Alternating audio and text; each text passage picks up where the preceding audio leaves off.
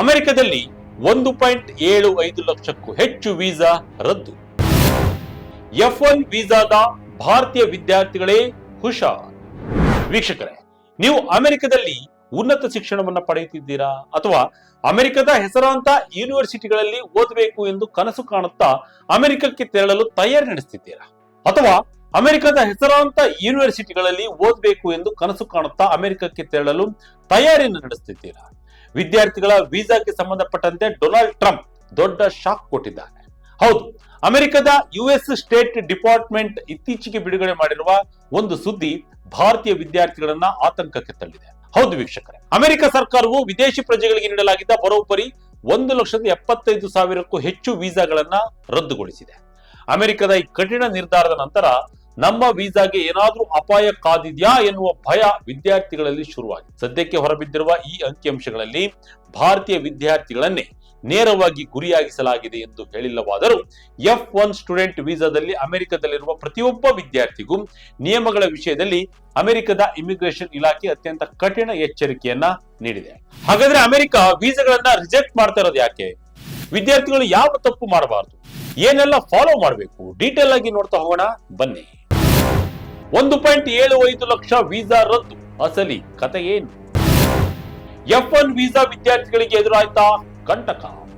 ವೀಕ್ಷಕರೇ, ಅಮೆರಿಕದ ಶ್ವೇತಭವನದ ಇಮಿಗ್ರೇಷನ್ ನೀತಿಗಳು ದಿನದಿಂದ ದಿನಕ್ಕೆ ಅತ್ಯಂತ ಕಟ್ಟುನಿಟ್ಟಾಗ್ತಿವೆ. US ಸ್ಟೇಟ್ ಡಿಪಾರ್ಟ್ಮೆಂಟ್ ಸೋಮವಾರ ನೀಡಿದ ಅಧಿಕೃತ ಹೇಳಿಕೆಯ ಪ್ರಕಾರ ನಿಯಮ ಉಲ್ಲಂಘನೆ ಮತ್ತು ವಿವಿಧ ಕಾಯ್ದೆಗಳ ಅಡಿಯಲ್ಲಿ ಅಮೆರಿಕದಲ್ಲಿದ್ದ 1,75,000ಕ್ಕೂ ಹೆಚ್ಚು ವಿದೇಶಿಗರ ವೀಸಾಗಳನ್ನ ರದ್ದುಗೊಳಿಸಲಾಗಿದೆ.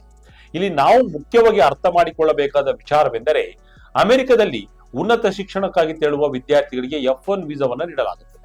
ಈ F1 ವೀಸಾ ಎನ್ನುವುದು ಕೇವಲ ಅಮೆರಿಕಕ್ಕೆ ಪ್ರವೇಶ ಮಾಡಲು ನೀಡುವ ಅನುಮತಿಯಷ್ಟೇ ಅಲ್ಲ, ಅದರ ಜೊತೆಗೆ 10 ನಿಯಮಗಳು ಮತ್ತು ಷರತ್ತುಗಳು ಬೆಸೆದುಕೊಂಡಿರುತ್ತವೆ.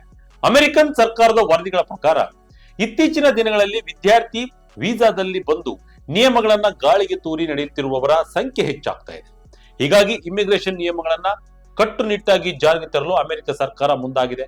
ಭಾರತೀಯ ವಿದ್ಯಾರ್ಥಿಗಳು ಅಮೆರಿಕದಲ್ಲಿ ಸುರಕ್ಷಿತವಾಗಿ ತಮ್ಮ ವಿದ್ಯಾಭ್ಯಾಸ ಪೂರ್ಣಗೊಳಿಸಬೇಕೆಂದ್ರೆ ಅವರು ಯಾವ ವಿಷಯದಲ್ಲಿ ಎಚ್ಚರಿಕೆಯಿಂದಿರಬೇಕು ಎಂಬುದನ್ನ ಈಗ ಒಂದೊಂದಾಗಿ ನೋಡೋಣ. ಸೈಡ್ ಜಾಬ್ ಮಾಡ್ತಿದ್ದೀರಾ? ವೀಸಾ ರದ್ದು. OPT CPT ನಿಯಮ ಕಡ್ಡಾಯವಾಗಿ ಪಾಲಿಸಿ. ಭಾರತೀಯ ವಿದ್ಯಾರ್ಥಿಗಳು ಎಸಗುವ ಮೊದಲ ಮತ್ತು ಅತ್ಯಂತ ದೊಡ್ಡ ತಪ್ಪು ಎಂದರೆ ಅದು ಅನಧಿಕೃತ ಉದ್ಯೋಗ. ವೀಕ್ಷಕರೇ, ಅಮೆರಿಕದಲ್ಲಿ F1 ವೀಸಾದಲ್ಲಿರುವ ವಿದ್ಯಾರ್ಥಿಗಳಿಗೆ ಕೆಲಸ ಮಾಡಲು ಅತ್ಯಂತ ನಿರ್ದಿಷ್ಟವಾದ ನಿಯಮಗಳಿವೆ. F1 ವೀಸಾ ಹೊಂದಿರುವ ವಿದ್ಯಾರ್ಥಿಗಳು ತಮ್ಮ ಕಾಲೇಜು ಅಥವಾ ಯೂನಿವರ್ಸಿಟಿ ಕ್ಯಾಂಪಸ್ ಒಳಗೆ ಮಾತ್ರ ಕಾನೂನುಬದ್ಧವಾಗಿ ಕೆಲಸವನ್ನ ಮಾಡಬಹುದು. ಅದನ್ನ ಹೊರತುಪಡಿಸಿ ತಮ್ಮ ಕೋರ್ಸ್ಗೆ ಸಂಬಂಧಿಸಿದ ಆಥರೈಸ್ಡ್ ಪ್ರೋಗ್ರಾಂಗಳಾದ OPT ಮತ್ತು CPT ಅಡಿಯಲ್ಲಿ ಮಾತ್ರ ಅಮೆರಿಕ ಸರ್ಕಾರ ಅನುಮತಿಸಿದ ಗಂಟೆಗಳ ಕಾಲ ಕೆಲಸ ಮಾಡಲು ಅವಕಾಶವಿರುತ್ತದೆ. ಆದರೆ ಕೆಲ ವಿದ್ಯಾರ್ಥಿಗಳು ನಿಯಮ ಮೀರಿ ಕ್ಯಾಂಪಸ್ ಹೊರಗಡೆ ಕ್ಯಾಶ್ ಜಾಬ್ಗಳು, ಗ್ಯಾಸ್ ಸ್ಟೇಷನ್ಗಳು, ರೆಸ್ಟೋರೆಂಟ್ಗಳು ಅಥವಾ ಇತರೆ ಅನಧಿಕೃತ ಜಾಗಗಳಲ್ಲಿ ಕೆಲಸ ಮಾಡಲು ಶುರು ಮಾಡ್ತಾರೆ. ನೆನಪಿಡಿ, ನೀವು ಯಾವುದೇ ಅನಧಿಕೃತ ಸ್ಥಳಗಳಲ್ಲಿ ಕೆಲಸ ಮಾಡುತ್ತಿರುವುದು ಇಮಿಗ್ರೇಷನ್ ಅಧಿಕಾರಿಗಳ ಗಮನಕ್ಕೆ ಬಂದರೆ ಯಾವುದೇ ಮುನ್ಸೂಚನೆ ನೀಡದೆ ನಿಮ್ಮ F1 ವೀಸಾವನ್ನ ತಕ್ಷಣವೇ ರದ್ದುಗೊಳಿಸಲಾಗುತ್ತದೆ. ಅಷ್ಟೇ ಅಲ್ಲ, ನಿಮ್ಮನ್ನ ದೇಶದಿಂದ ಗಡೀಪಾರು ಮಾಡುವ ಸಾಧ್ಯತೆಯೂ ಇರುತ್ತದೆ. ವೀಸಾ ಗಡುವು ಮುಗಿದ ಮೇಲೆ ಅಮೆರಿಕದಲ್ಲಿ ಇರಬೇಡಿ. ಗ್ರೇಸ್ ಪೀರಿಯಡ್ ಬಗ್ಗೆ ಸರಿಯಾದ ಮಾಹಿತಿ ಇರಲಿ. ಎರಡನೇ ಪ್ರಮುಖ ಅಪಾಯಕಾರಿ ಅಂಶವೆಂದರೆ ವೀಸಾ ಅವಧಿ ಮೀರಿದ ನಂತರವೂ ಅಮೆರಿಕದಲ್ಲೇ ಉಳಿದುಕೊಳ್ಳುವುದು, ಅಂದರೆ ಓವರ್ ಸ್ಟೇಯಿಂಗ್. ಪ್ರತಿಯೊಂದು F1 ವೀಸಾದ ಮೇಲೆಯೂ ಒಂದು ನಿರ್ದಿಷ್ಟ ಗಡುವು ಅಂದರೆ ಎಕ್ಸ್ಪೈರಿ ಡೇಟ್ ಇರುತ್ತದೆ. ವಿದ್ಯಾರ್ಥಿಗಳು ತಮ್ಮ ಕೋರ್ಸ್ ಮುಗಿದ ತಕ್ಷಣ ಅಥವಾ ವೀಸಾ ಅವಧಿ ಮುಕ್ತಾಯಗೊಂಡ ತಕ್ಷಣ ದೇಶವನ್ನ ತೊರೆಯಬೇಕು ಅಥವಾ ತಮ್ಮ ವೀಸಾವನ್ನ ಕಾನೂನುಬದ್ಧವಾಗಿ ವಿಸ್ತರಿಸಿಕೊಳ್ಬೇಕು.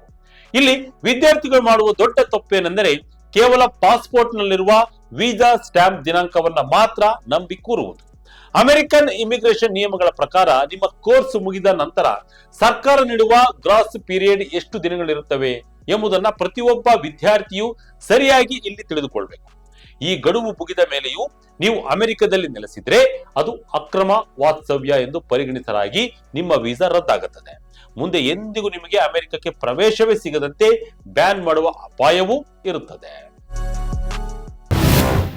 ಸುಳ್ಳು ದಾಖಲೆ ನೀಡಿದರೆ ತಕ್ಷಣ ರದ್ದಾಗುತ್ತೆ ವೀಸಾ. DUI ಕಾನೂನು ಬಾಹಿರ ಚಟುವಟಿಕೆಗಳಿಗೆ ನೋ ಹೇಳಿ. ಮೂರನೇ ಅತ್ಯಂತ ಗಂಭೀರವಾದ ವಿಚಾರವೆಂದರೆ ಸುಳ್ಳು ಮಾಹಿತಿ ನೀಡುವುದು ಮತ್ತು ಕಾನೂನು ಬಾಹಿರ ಚಟುವಟಿಕೆಗಳಲ್ಲಿ ಭಾಗಿಯಾಗುವುದು. ವೀಸಾ ಅಪ್ಲಿಕೇಶನ್ ಪ್ರಕ್ರಿಯೆಯಲ್ಲಿ ಅಥವಾ ಅಮೆರಿಕನ್ ಇಮಿಗ್ರೇಷನ್ ತಪಾಸಣೆಯ ಸಮಯದಲ್ಲಿ ಯಾವುದೇ ಹಂತದಲ್ಲಾದರೂ ನೀವು ಸುಳ್ಳು ದಾಖಲೆಗಳನ್ನ, ತಪ್ಪು ಬ್ಯಾಂಕ್ ವಿವರಗಳನ್ನ ಅಥವಾ ಸುಳ್ಳು ಮಾಹಿತಿಯನ್ನ ನೀಡಿದ್ದರೆ ತಕ್ಷಣವೇ ನಿಮ್ಮ ವೀಸಾ ರದ್ದಾಗುತ್ತದೆ. ಇದರ ಜೊತೆಗೆ ಅಮೆರಿಕದಲ್ಲಿದ್ದಾಗ ಯಾವುದೇ ಕಾನೂನು ಬಾಹಿರ ಚಟುವಟಿಕೆಗಳಲ್ಲಿ ಅಥವಾ ಪೊಲೀಸ್ ಬಂಧನಕ್ಕೆ ಒಳಗಾದ್ರೆ ನಿಮ್ಮ ಭವಿಷ್ಯ ಹಾಳಾಗುತ್ತದೆ. ಉದಾಹರಣೆಗೆ ಮದ್ಯಪಾನ ಮಾಡಿ ವಾಹನ ಚಾಲನೆ ಮಾಡುವುದು ಅಥವಾ ಬೇರೆ ಕಾಲೇಜುಗಳಲ್ಲಿ ಜಗಳ ಮಾಡುವುದು ಅಥವಾ ನಿಮ್ಮ ಕಾಲೇಜುಗಳಲ್ಲಿ ಜಗಳ ಮಾಡುವುದು ಅಥವಾ ಸಣ್ಣ ಪುಟ್ಟ ಅಪರಾಧಗಳಲ್ಲಿ ಭಾಗಿಯಾಗುವುದು ಕಂಡು ಬಂದ್ರೆ ಅಮೆರಿಕನ್ ಸ್ಟೇಟ್ ಡಿಪಾರ್ಟ್ಮೆಂಟ್ ತಕ್ಷಣವೇ ನಿಮ್ಮ ವೀಸಾವನ್ನ ಕ್ಯಾನ್ಸಲ್ ಮಾಡುತ್ತದೆ. ಸೇವಿಸ್ ಸ್ಟೇಟಸ್ ಅನ್ನ ಸದಾ ಸಕ್ರಿಯವಾಗಿಡಿ. ಯೂನಿವರ್ಸಿಟಿ ಸರ್ಕಾರದ ನಿಯಮವನ್ನ ಪಾಲಿಸಿ. ನಾಲ್ಕನೇ ಪ್ರಮುಖ ಅಗತ್ಯತೆ ಎಂದರೆ ನಿಮ್ಮ F1 ಮತ್ತು ಸೇವಿಸ್ ಸ್ಟೇಟಸ್ ಅನ್ನ ಕಾನೂನುಬದ್ಧವಾಗಿ ಕಾಯ್ದುಕೊಳ್ಳಿ. ಅಮೆರಿಕದಲ್ಲಿ ಓದುತ್ತಿರುವ ಪ್ರತಿಯೊಬ್ಬ ಅಂತಾರಾಷ್ಟ್ರೀಯ ವಿದ್ಯಾರ್ಥಿಯ ದಾಖಲೆಗಳು ಸೇವಿಸ್ ಎನ್ನುವ ಸರ್ಕಾರಿ ವ್ಯವಸ್ಥೆಯಲ್ಲಿ ನೋಂದಣಿಯಾಗಿರುತ್ತದೆ. ವಿದ್ಯಾರ್ಥಿಗಳು ತಮ್ಮ ಯೂನಿವರ್ಸಿಟಿಯಲ್ಲಿ ಕಡ್ಡಾಯವಾಗಿ ಶೇಕಡವಾರು ಅಟೆಂಡೆನ್ಸ್ ಕಾಯ್ದುಕೊಳ್ಳಲೇಬೇಕು. ಪೂರ್ಣಾವಧಿ ಕೋರ್ಸ್ ತರಗತಿಗಳಿಗೆ ಹಾಜರಾಗಬೇಕು. ಒಂದು ವೇಳೆ ನೀವು ಕಾಲೇಜಿಗೆ ಸರಿಯಾಗಿ ಹಾಜರಾಗದಿದ್ದರೆ ಅಥವಾ ನಿಮ್ಮ ಯೂನಿವರ್ಸಿಟಿ ನಿಯಮಗಳನ್ನ ಉಲ್ಲಂಘಿಸಿದರೆ ನಿಮ್ಮ ಕಾಲೇಜು ಆಡಳಿತ ಮಂಡಳಿಯು ಈ ಮಾಹಿತಿಯನ್ನ ತಕ್ಷಣವೇ ಸರ್ಕಾರಕ್ಕೆ ವರದಿ ಮಾಡುತ್ತದೆ. ಇದರಿಂದ ನಿಮ್ಮ ಸೇವಿಸ್ ಸ್ಟೇಟಸ್ ರದ್ದಾಗಿ ನಿಮ್ಮ ವೀಸಾವು ತಾನಾಗಿಯೇ ಅಮಾನ್ಯಗೊಳ್ಳುತ್ತದೆ. ಹೀಗಾಗಿ ನಿಮ್ಮ ಕಾಲೇಜಿನ ಇಂಟರ್ನ್ಯಾಷನಲ್ ಸ್ಟೂಡೆಂಟ್ ಆಫೀಸ್ನೊಂದಿಗೆ ನಿರಂತರ ಸಂಪರ್ಕದಲ್ಲಿರುವುದು ಅತ್ಯಂತ ಅಗತ್ಯ. ಒಟ್ಟಾರೆಯಾಗಿ ಹೇಳುವುದಾದರೆ ವೀಕ್ಷಕರೇ, ಅಮೆರಿಕ ನೀಡಿರುವ 1,75,000 ವೀಸಾ ರದ್ದತಿಯ ಆದೇಶವು ಅಮೆರಿಕದಲ್ಲಿರುವ ಪ್ರತಿಯೊಬ್ಬ ಅಂತಾರಾಷ್ಟ್ರೀಯ ವಿದ್ಯಾರ್ಥಿಗೂ ಒಂದು ಗಂಭೀರ ಎಚ್ಚರಿಕೆಯ ಗಂಟೆಯಾಗಿದೆ. ಲಕ್ಷಾಂತರ ರೂಪಾಯಿ ಸಾಲ ಮಾಡಿ ವರ್ಷಗಟ್ಟಲೆ ಕಷ್ಟಪಟ್ಟು ಅಮೆರಿಕಕ್ಕೆ ಹೋಗುವ ಭಾರತೀಯ ವಿದ್ಯಾರ್ಥಿಗಳು ಅರಿವಿಲ್ಲದೆ ಮಾಡುವ ಸಣ್ಣ ಸಣ್ಣ ತಪ್ಪುಗಳಿಂದಾಗಿ ಇಡೀ ಭವಿಷ್ಯವೇ ಹಾಳಾಗುವ ಅಪಾಯವಿರುತ್ತೆ.